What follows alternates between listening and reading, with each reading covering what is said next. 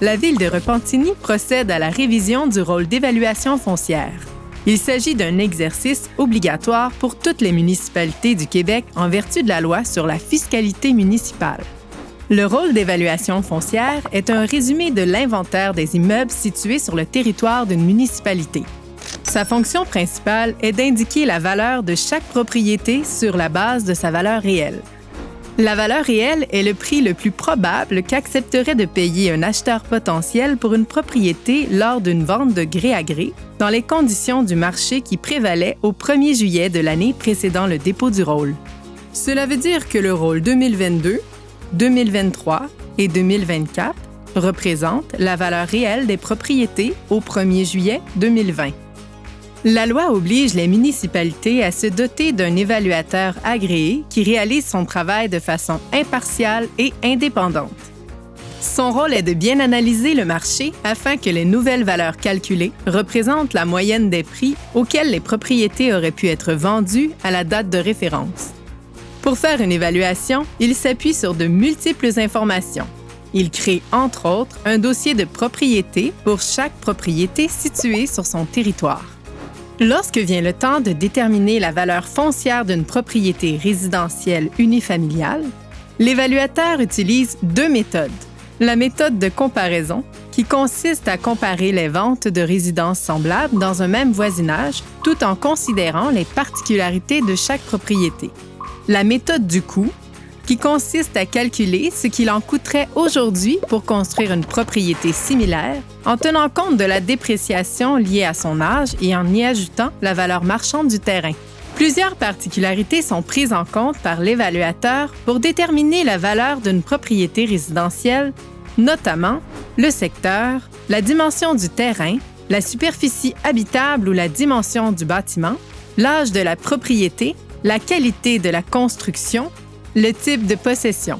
Par exemple, la même résidence construite sur un terrain riverain n'aura pas la même valeur que si elle est construite sur un terrain contigu à l'autoroute. Ou encore, un cottage et un bungalow, même s'ils sont érigés sur des terrains voisins identiques, n'auront pas la même valeur.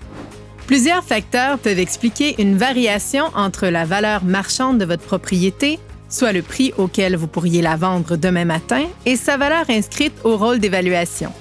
Tout d'abord, le temps.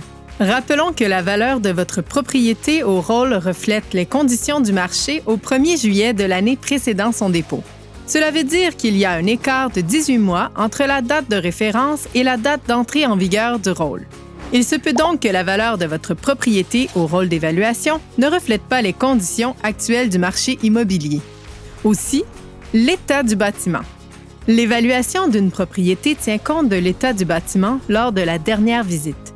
Les visites pour mettre à jour le dossier de propriété ont lieu environ aux 9 ans ou lors d'une vente ou de la réalisation de travaux faisant suite à l'octroi de certains permis.